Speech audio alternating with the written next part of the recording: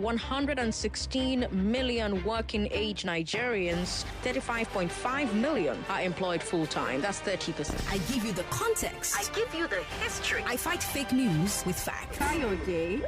No, Kayode, I will let you talk. Kayode, I will let you talk if you let me talk. Kayode. That's why more and more Lagosians are tuning in. 500,000 Lagosians. 720,000. 970,000. Over 1 million Lagosians, they know that if you give me your afternoon, I will give you hard facts. Well done, Sandra, all to going beyond the headlines and focusing on the facts. I am Sandra Ezekwesili, and these are your hard facts. First hard fact of the day, 36 confirmed COVID cases yesterday. 21 of those were from Lagos. It's looking very good right now. We have to find a way to keep it that way. Seriously, Lagos, limit your movement when you must go out to work, to buy essentials. Wear a mask. Keep your distance from people. And remember the warning of the health minister here in Lagos, health commissioner here in Lagos, who's talked about, well, we have the Delta variant as the most common one, and that one spreads faster than all the other COVID viruses in the world. He's also expecting that we're going to have a fourth wave because of all the I just got back. So we'll just get back by the end of the year, which brings me to our second hard fact. Get vaccinated. Vaccinations are ongoing at the moment. So please go and get vaccinated. We need to make sure that you are safe. We need to make sure that the people you care about are safe. See, I've been vaccinated since March or April, and how many months later, and I'm fine. There are at least 6 million Nigerians who have gotten their first dose. 6 million Nigerians, just like 1 million Lagosians, cannot be wrong. So be like them. Do it for yourself.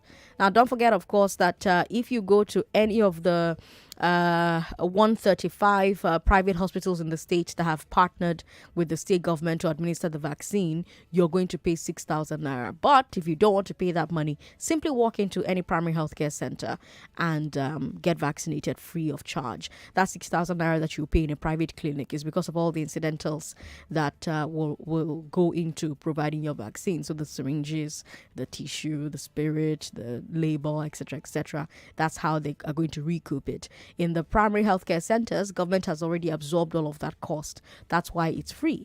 Remember what I always say, nothing is free, even in Freetown. So go and get vaccinated, Joe? Just go, Which brings us to our third hard fact. 6 days before the 4-person panel must submit its white paper on the EndSARS panel report to the Lagos state government. All of Lagos is waiting for the government's next response. Even though some people will tell you that it looks like we are seeing the government's body language.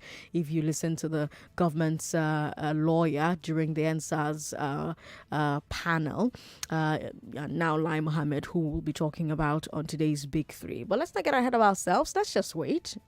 Let's just wait, have a little faith. Let's see what the state government comes up with. The panel they've set up, let's see what they come up with as their white paper. But thanks for tuning in to Hard Facts for today. I have a great one for you. We'll start with the Big Three. Let's talk about the simultaneous road work on the mainland and the traffic it is causing. Those of you who live in Surulere or who have to travel through Surulere, how do they do? Waiting they occur. And then we'll talk about Lai Mohammed's response to the EndSARS panel report. And then let's talk about the federal government wanting to replace fuel subsidy next year with a 5,000 naira per month transport allowance for the poorest Nigerians. At 4 o'clock, it's semi-final number 2 of the I Beg to Differ debate tournament. 12-year-old Emmanuel Nadi versus 15-year-old Uchechukwu Golding. Two excellent debaters. Which of them will face Tanvita Kaushik in Thursday's final? Find out at 4 o'clock, which reminds me, people are saying a lot of things, since we started this debate. I'm reading a lot of the comments on Facebook. Some people wondering, well, where's Tanvita from? Some people asking, should we allow, people who don't talk like us, who don't look like us to be a part of this debate? And it's making me, want to ask, have you forgotten that you're competing on the global stage now? The people you're going to compete with don't look like you. They don't sound like you. How are you going to compete with them and win if from day one you're already saying, oh, fix the competition so that I can only compete with people like myself. The world doesn't care about what you want or what you like. The world just makes you compete. So the earlier you learn to do it, the better. No? And away from that, Nigerians participate in all these competitions abroad, and they do very well. Imagine if all the people in all these countries say to you, oh, because you don't look like us or you don't talk like us, you cannot win our debate competition or you cannot win our math quiz or our science quiz. We celebrate them. So let's celebrate Tanvita Kaushik. She's doing well for herself, and she's got one more debate to go. On today's Big Hard Fact, let's talk about the road to 2023. It's the latest stories from the world of politics. So stuff like the APC agreeing on a convention date, Stella Odua's corruption case getting stalled, all of that. We'll talk about it at 5 o'clock. Don't miss it. And as usual, we'll have news updates at the top of every hour for you. Listen to everything we do today. Try not to miss out on anything that happens on this station today, because we always have the source. I'm Sandra Ezekwesili, Lagos. These are your hard facts. This is the Big Three. The Big Three on Hard Facts On 99.3 Nigeria Info. Could the road work in Surulere have been handled more efficiently? Do you think they could have handled things there more efficiently? Is Lai Mohammed's assessment of the EndSARS report accurate? And can the federal government pay Nigerians a transport allowance transparently? Those are your big three, Lagos. Let's talk. Our first story is about the road construction work in Surulere and how it's affecting traffic. First of all, you have the work on the stadium flyover. It started last week. It's going to run until Christmas Eve, according to the State Transport Ministry. In the first phase, the road is closed from Alaka to the stadium service lane at Barracks. This diversion is also affecting traffic from Apapa Road and the Oyingbo axis. But that isn't the only road that is closed right now. Yesterday, LASMA also closed parts of Marina Road due to Blue Line construction. We also have the Red Line diversion. It's been ongoing since October, and it will continue until the end of the year. That's in the Yaba axis, and it affects the connection to Lai Mohammed Way and Western Avenue. It's a perfect storm in parts of the mainland right now. So many arterial roads are closed right now, and I want to know how that's affecting your commute. I'm already seeing some complaints on social media, but I want to hear from 1 million Lagosians how the road closures are affecting you. Also, I want us to talk about the planning. How did we end up with so many road projects in the same area at the same time? Could this have been avoided? Could these projects have been spaced out over the year, for example?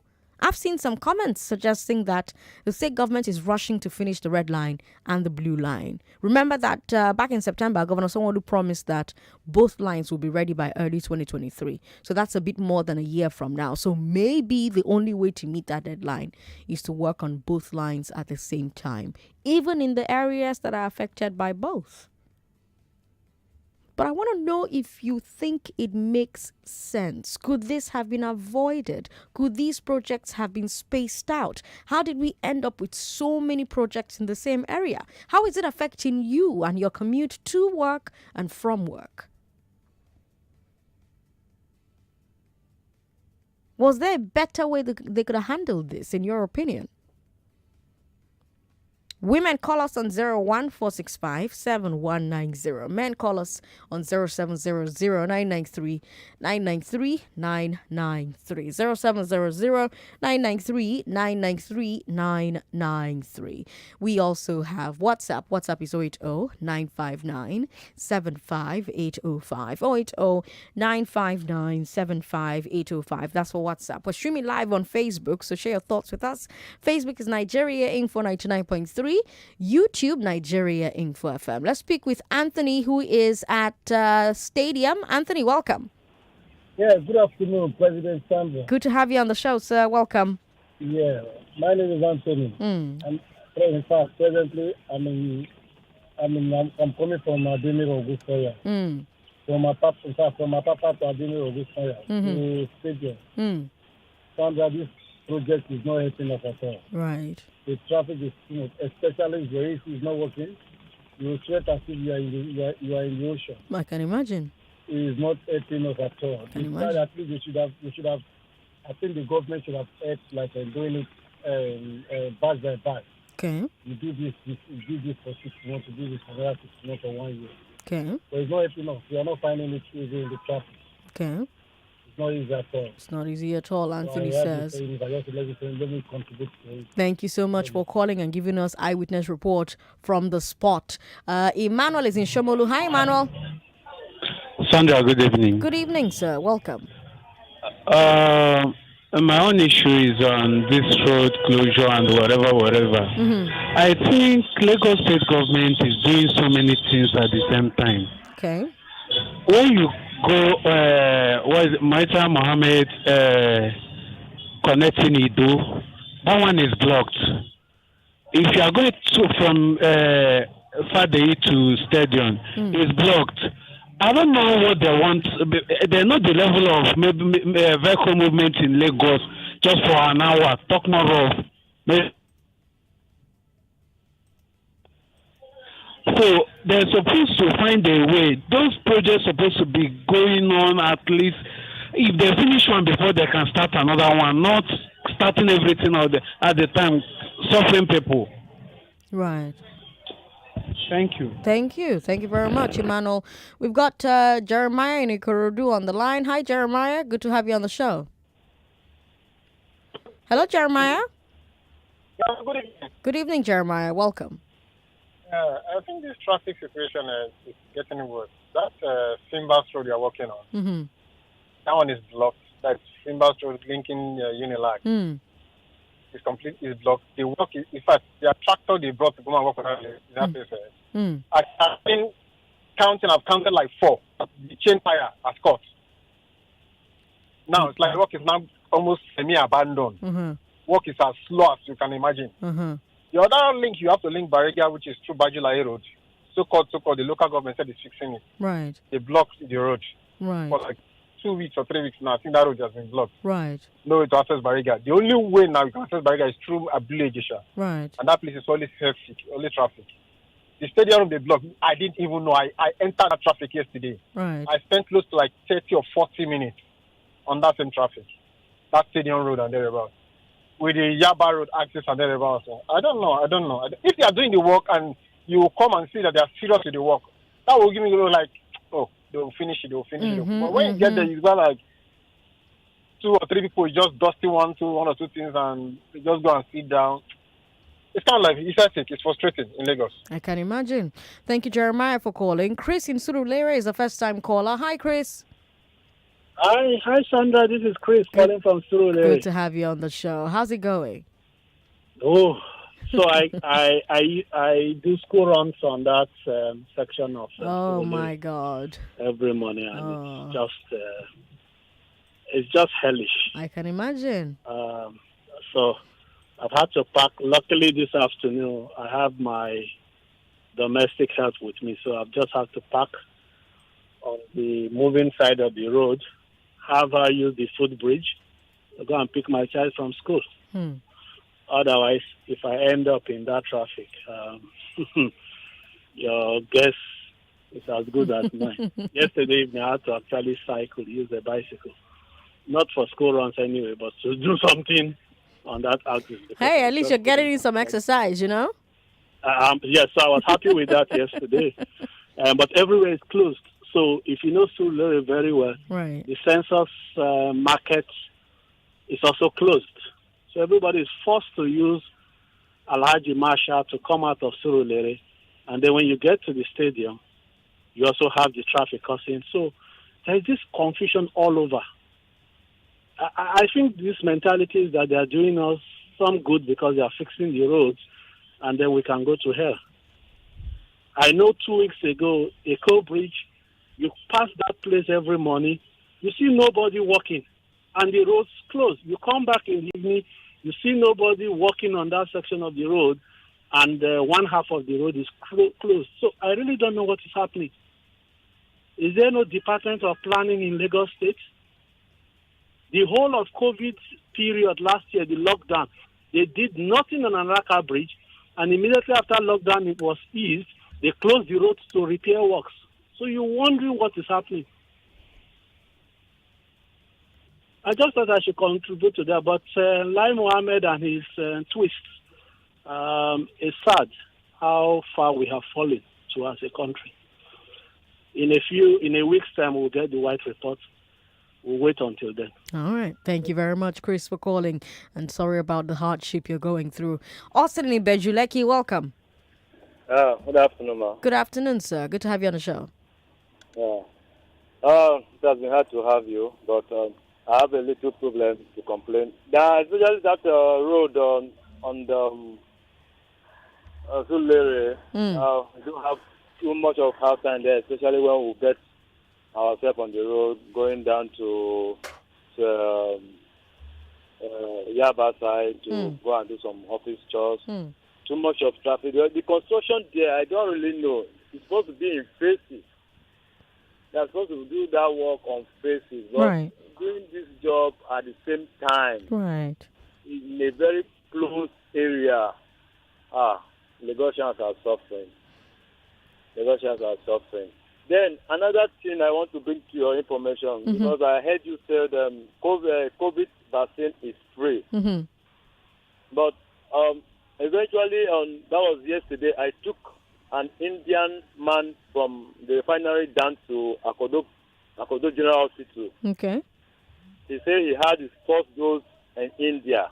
Okay. So right now it's in Nigeria. So the second dose, which he went for, they asked him to pay 10,000 naira, which we were arguing about it yesterday. I said I should bring this to which hospital? Which hospital did this happen at? General Hospital Akodo. Akodo, okay. Yes. General Hospital Akodo. Yes, they demanded 10,000 naira from him, and I said no.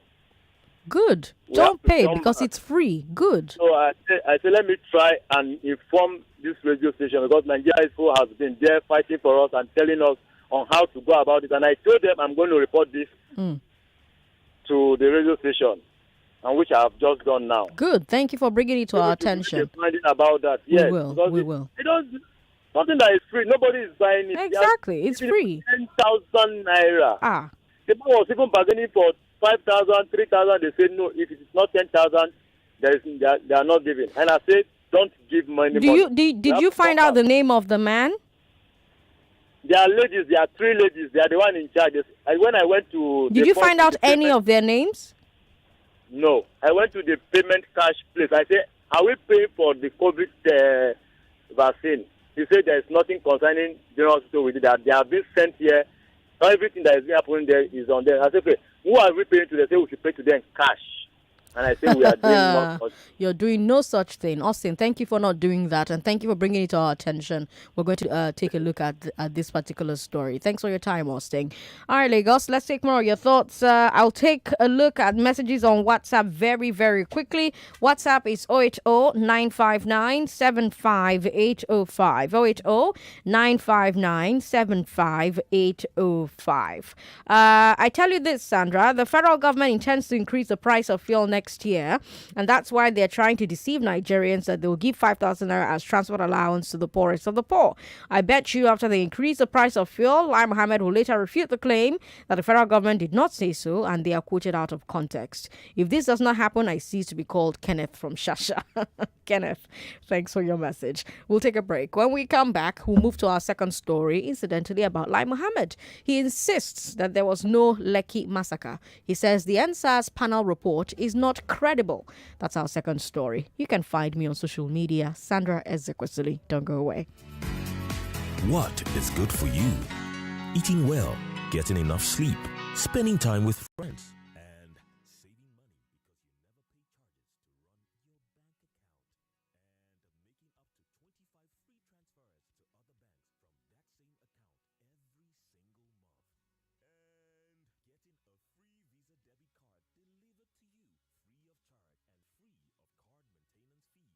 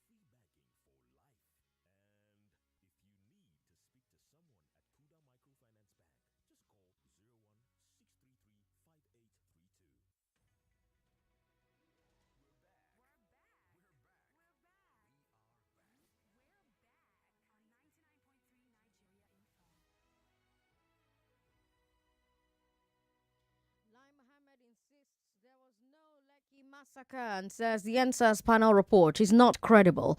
That's our second story. If you just tuned in, hello to you. Good afternoon. You're listening to three of the biggest stories on Hard Facts on 99.3 Nigeria Info. Ever since the panel submitted its report, lots of you have been telling me you want to hear what Lai Mohammed, the information minister, has to say. Well, now he has spoken.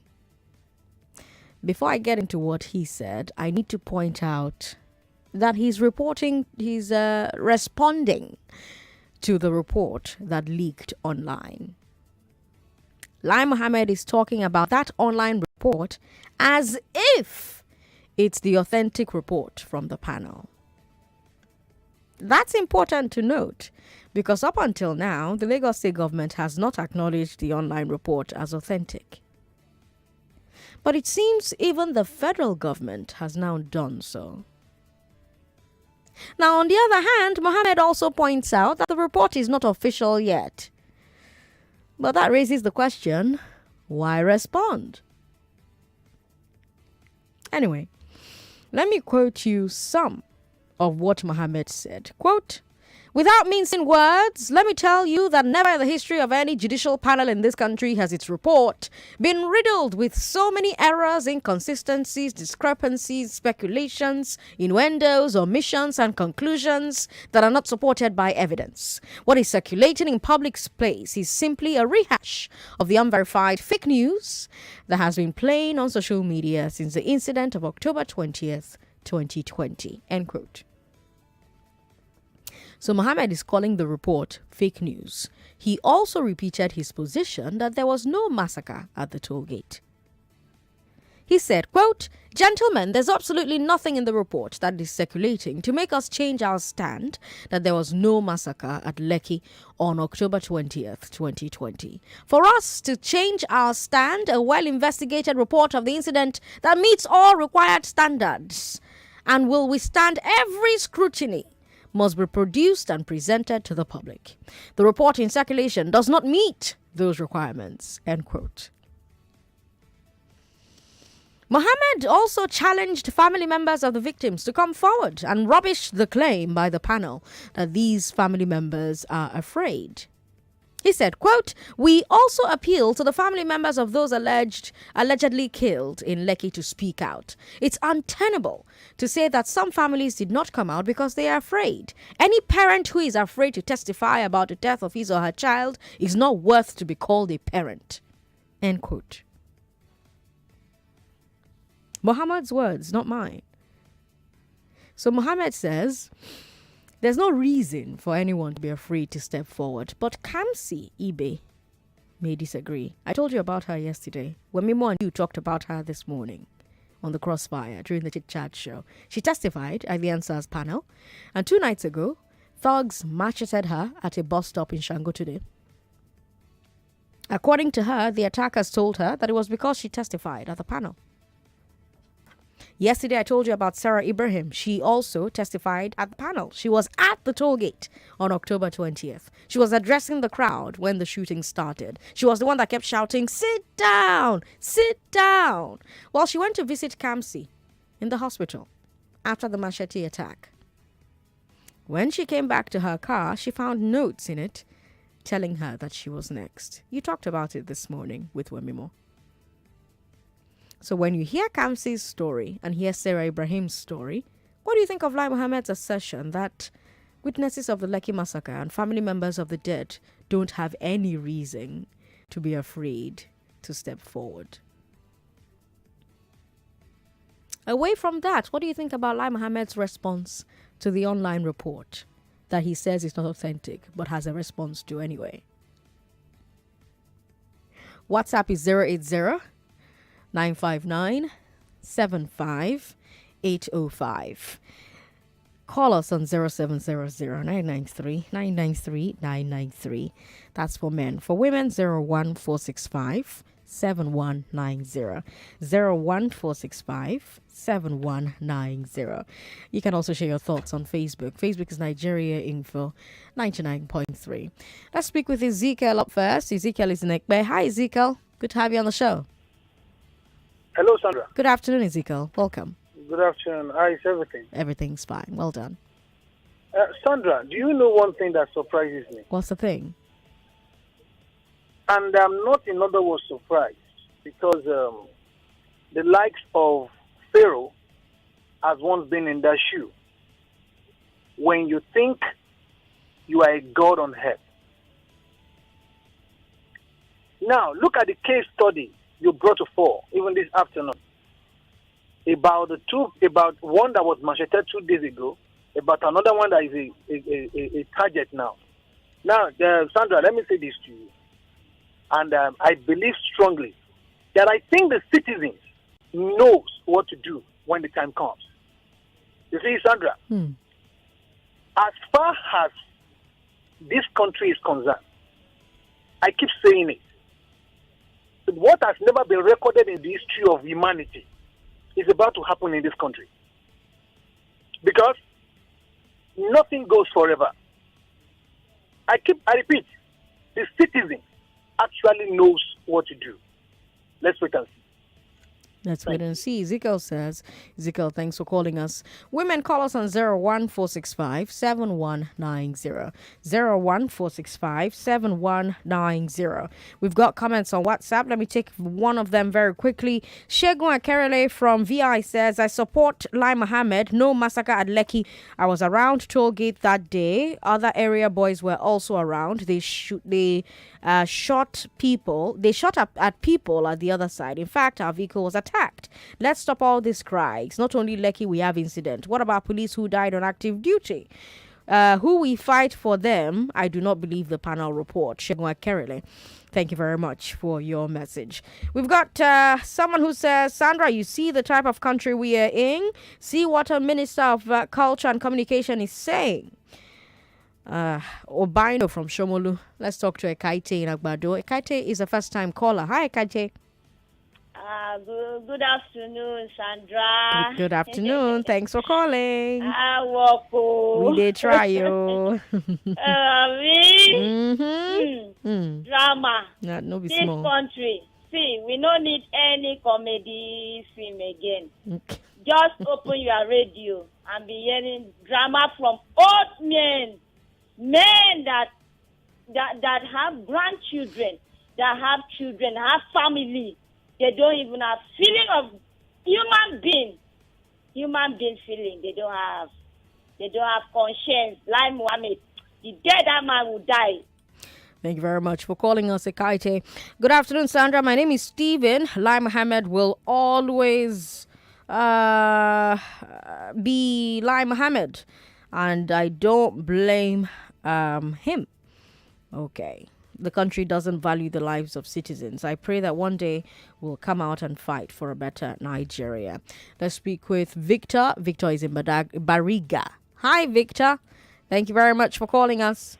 Yeah, good afternoon. Good afternoon, Victor. Yeah, Victor Ezekwesili is my name. I'm calling from Bariga. Welcome. Go ahead. Yeah, I want to talk about Lai Mohammed statement in respect to the Lekki massacre. We know actually that Lai Mohammed most of the time doesn't tell Nigerian truth. And we know actually what he normally speaks when it comes to such a thing. And let me ask, you send soldiers to toll gate.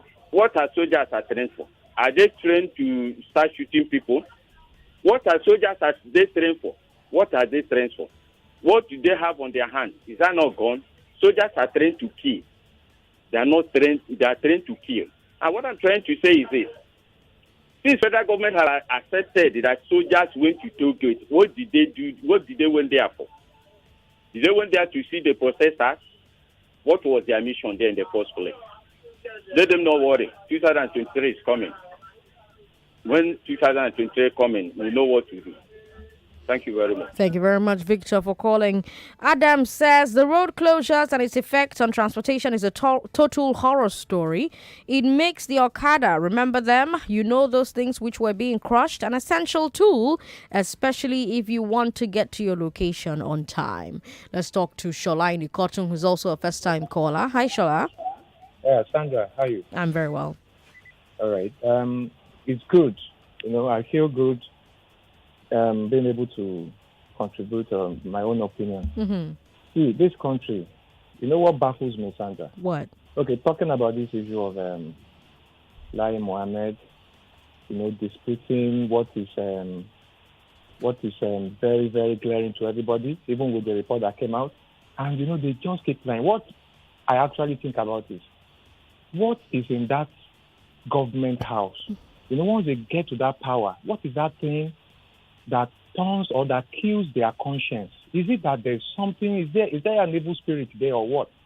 Even, you see them crying when they are not yet there, shedding tears, as if they mean well for the people. But once they get there, for what I know is that these people will be judged. Whatever you do, you will always reap. Whatever you sow, you will reap. They are surely going to, reap what they have sown. God help Nigeria. Thank you very much. Thank you very much for calling. Let's talk to Joy in Agbara, and then we'll move on to our final story. Hello, Joy. Hello. Good afternoon, Sandra. Good afternoon, Joy. Welcome. I want to make my own contribution regarding what Lai Mohammed said. See, why is it that does not have fear of God in this country? Why? And for him to say the people they keep, their family members should come out. How can they come out with this kind of situation, knowing that their life is in danger?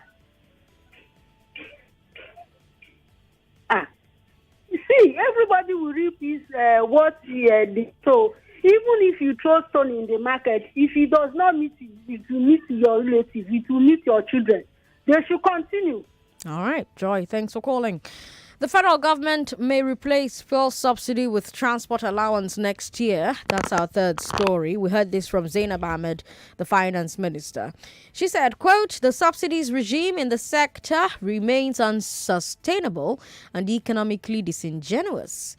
Ahead of the target date of mid-2022 for the complete elimination of fuel subsidies, we're working with our partners on measures to cushion potential negative impact of the removal of the subsidies on the most vulnerable at the bottom 40% of the population. One of such measures would be to institute a monthly transport subsidy in the form of cash transfer of 5,000 naira to between 30 to 40 million deserving Nigerians. End quote. So the idea is that if you pay the poorest 30 to 40 million Nigerians a 5,000 naira transport allowance, you can offset the benefit that would be lost if the subsidy were removed. Now, that's between 150 billion naira and 200 billion naira a month. So between 1.8 trillion naira and 2.4 trillion naira a year. Now, why is this being discussed? The argument is that the subsidy regime is wasteful. It doesn't meet its intended goal. The goal was to cushion the cost of transportation for the poorest Nigerians until Nigeria had enough refining capacity to provide affordable fuel. However, according to the World Bank, the poorest 40% of Nigerians account for only 3% of fuel consumption. The richest 60% of us consume 97% of the fuel in the country. That means that the richest Nigerians are the ones benefiting the most from subsidy meant for the poorest. It's the men who are benefiting.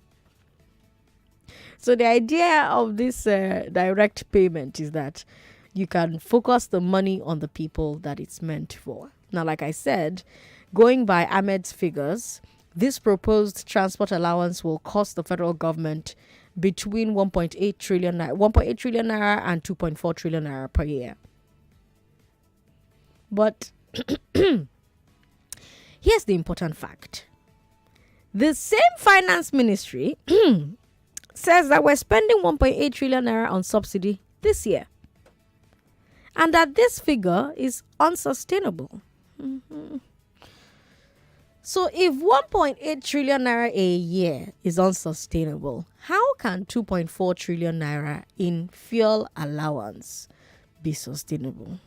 The math is not mathing, or is it just me? Is the math mathing? 2 days in the studio shaking his head. It's not mathing, Abby. The only way the fuel allowance cost ends up lower than the subsidy costs is if the government pays fewer than 30 million Nigerians, or the government pays less than 5,000 naira per month, or both. So that's the how much question, but there's also the how questions. How does the government choose who will benefit from this thing? How does the government pay them efficiently? How does the public verify that the money is going to the right place? When it comes to choosing beneficiaries, if we go by what the Buhari administration has done in the past, then it will come down to the social register. That's that list that the government says contains the poorest households in Nigeria. It's been used for sharing relief materials during the COVID lockdown, as well as school meals. But there are lots of questions surrounding the social register, lots of questions about how the households were chosen, what data was used, what verification methods. The second how was payment itself. In the past, government has had serious problems bulk paying beneficiaries of programs. Most recently, we saw the problem pop up with the 774,000 workers under the Labor Ministry scheme. A program with 30 million beneficiaries or more is bound to stretch government's capacity to pay people in time and in full. On the other hand, this could be the perfect opportunity for the e-Naira. That's Nigeria's new official digital currency. It's supposed to enable instant funds transfer to people's phones. Digital currency payments can be automated. So in theory, if the government is using e-Naira for this project, all they need to do is create the smart contracts, add all the beneficiaries' wallets to it, and the money can be paid from federal government's accounts straight to each person. It's what the economists now call helicopter money. But of course, the question is, with the e-Naira infrastructure we set up properly to handle that kind of use case. Am I getting ahead of myself here?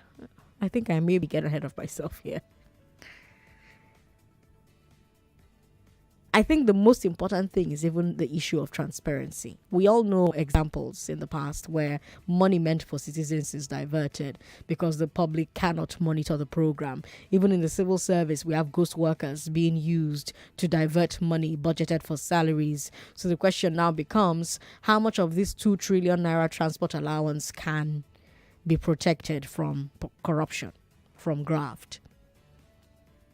So many questions, so many issues that I've raised. Just find one side of the cow and sink your teeth into it. 01465-7190. You can still talk to me about the traffic situation for those on the mainland where there's so many road constructions going on at the same time. Or you can talk to me about Lai Mohammed saying that the panel report that leaked online is tales by moonlight. Or you can talk about our final story. What do you think of this plan to replace fuel subsidy with transport allowance? Do you think it makes sense? Is the mathing for you? Do the numbers make sense? If you think it's a good idea, what do you think would be the best ways to identify the recipients, pay them directly, keep the process transparent? Let's speak with Oluwashola in Bariga. Hi, Oluwashola. Fine. Fine. I want to talk on Lai Mohammed. Yeah, go ahead. Yeah, Lai Mohammed now coming out. I hope as a information minister, he's supposed to listen to what is going on. Lagos State has set up the panel, and they gave the day of when the report is going to ready. He should follow it up. And what is it? The president advisor, Femi Adesina, as he said, when the report come out from Lagos, the federal government will do their own part. That is what they told the secretary, U.S. secretary that came to Nigeria. And for him now to come out, it's like he's using his own government separate. He has to respect Mr. President, because he was the one that called him to come and work on his government. Now, he's trying to ridicule him. If he does not respect Mr. President, he should respect us. Coming out to come and say something is not acceptable. He should control himself. He's just trying to defend his own statement before, which is not acceptable. Coming on the 5,000 to the poor of the poor. I don't think they know what they are doing. They don't need to go that way. How many poor do they know is buying petrol every day? They should just prepare for 2023 election. How it's going to be credible? That is what we need now. Thank you. Thank you, Washola, for calling. All right, we already have Alex on the line, so we'll talk to her and then come to social media for your comments. Hi, Alex. Yeah, hi, Sandra. How's it going today? I'm very well. Yeah, you see, Zainab Ahmed, is that her name? Yes, Zainab Ahmed. Yes, she's the king of projects that we will never be able to verify. That's her favorite area. It doesn't surprise me at all that she has jumped on another opportunity again to throw another ruse at Nigerians, things that we will never be able to verify. Does she have a digital signature of all these citizens that she wants to be putting money across to? Look, if by now you do not have a digital signature of this, I'm on the road, I'm not driving though. So there's a bit of noise. If Yeah, she it's doesn't okay. have a digital signature, Sandra, then what she's doing is a fraud. A few days ago, we debated this on Wemimo's show where some people were saying, I got some money. Some people were saying, I did not get some money. And I said that a dead clock is correct at least twice a day, Sandra. If you woke up in the morning and decided to spray some notes out of your window, trust me, Sandra, some people will catch it. True? Some people will catch it. That's why I say it's a fraud. Because how about those how do we verify what is left under your bed? Sandra. Good question. Thanks for calling. We've got someone who says, I think the panel made a mistake to come. I think the panel made a mistake not to have invited him to come and prove his point. Maybe his opinion is not important. Dinan from Oshodi with that message. Dinan, thank you very much. Let's see more messages here. Lots of them uncomplimentary. So I'm doing my best to pick the ones that will not put me into trouble. Ezen Ojo says... There's a beg.